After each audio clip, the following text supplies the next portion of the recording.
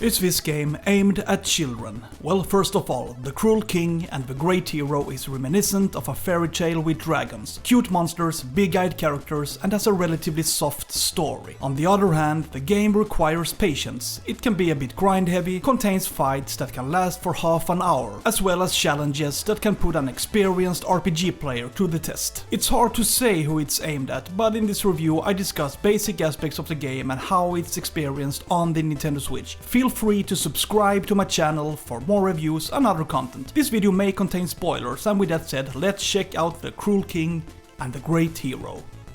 This game is like reading a children's book. The narrative is told in a spoken voice, in Japanese. I haven't found any setting for English speaking, but the subtitles are in English. The story is about a little girl named Yu. She has a desire to become a great hero and trains every day to be ready to face all the dangers in the world around her. Her dad, a dragon, has taken care of her since she was a baby and wants to help her become the hero she so desperately wants to be. Yu embarks on various missions where she meets friends she teams up with. What is waiting in the world? What will you discover? I don't want to spoil, but the story is generally about friendship, betrayal, and the symbiosis between animals and humans. I think the game presents some soft values that are worth noting. Although the story may at times feel a bit childish, I think many will appreciate the direction that the story takes. I was actually a bit surprised by what happened and how it developed.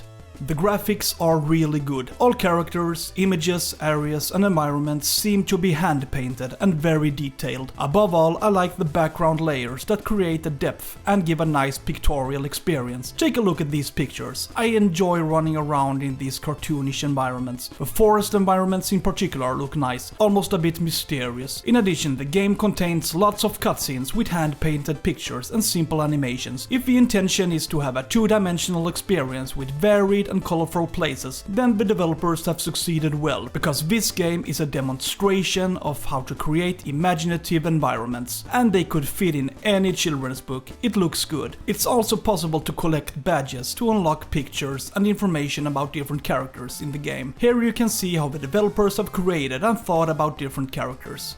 The control is perfectly okay, but there is one problem that I don't like. The game has a random encounter principle, which means that if you are at the same level as your opponents, you can only walk. You can run if you are overpowered or are in areas without enemies, such as in the villages for example. This means that it can take a really long time to get from point A to B. Just look at how slowly I walk, and all the time I end up in battle, over and over again. And if you go the wrong way, well, then you have a long way back and it can take a really long time.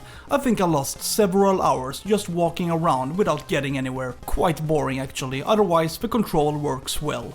The game has a turn-based combat system and it's very easy to understand and handle. In other RPG games of the same kind, it's common with lots of options and that you have to deal with several characters, while the bosses can have tricky mechanics. In this game, you fight together with only one companion. You don't have many spells available and you have to level up quite high to unlock more spells. The attacks can be both single target or do damage to many enemies at once. To be able to use certain attacks, there is a star system that allows you to use certain skills depending on how many stars you have. This is a rather interesting aspect because sometimes you have to think tactically when to use strong attacks and when to wait. It's quite easy and fun actually. It's almost like the game's combat is a gateway for new players. It's very basic, it never gets very complicated, and the enemies are mostly easy to kill. Should the enemies become too difficult, you can of course go back and kill weaker enemies, gain experience and level past the opponents. This can make the game grind heavy and not very challenging, but the possibility exists if you want to develop your characters in this way.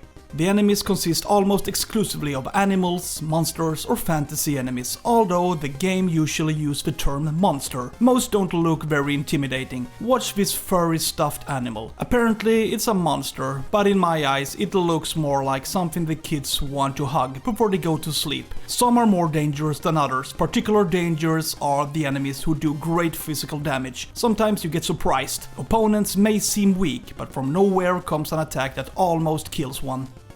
The game has a linear story, but there is the option to do lots of side quests. or acts of kindness as it's called. Most often it's about collecting materials, killing a dangerous enemy or finding various objects. I don't want to say that I had any problems coping with the side quests. Most of them were quite easy actually. However, you sometimes have to explore the whole world and go long distances to find what you're looking for. This makes the map an important tool. It's also possible to unlock portals that allow you to move between different worlds. The map system not only looks nice, but it's also easy to use. I like it.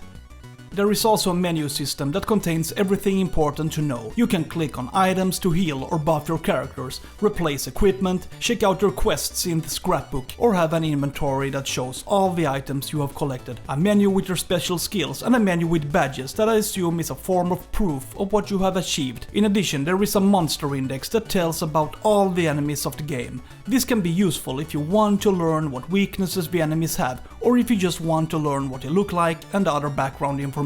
Like the map, the menu system is easy to use and isn't particularly complicated. This is good. In the game you will find lots of weapons, equipment and various items. This is definitely one of the more fun aspects. For example, complete a quest and be rewarded with a powerful weapon or armor with good stats.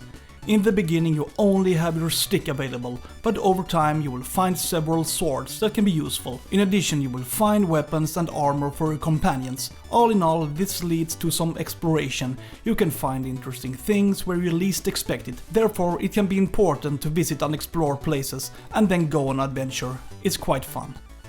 The Cruel King and the Great Hero is a game that I think suits younger people, but it can be fun no matter what. It took me about 30 hours to play through, but depending on what you want to do and how fast you are, it can take much longer. There is a lot to do. In addition to the game's main story, it will be quite extensive if you want to complete all side quests.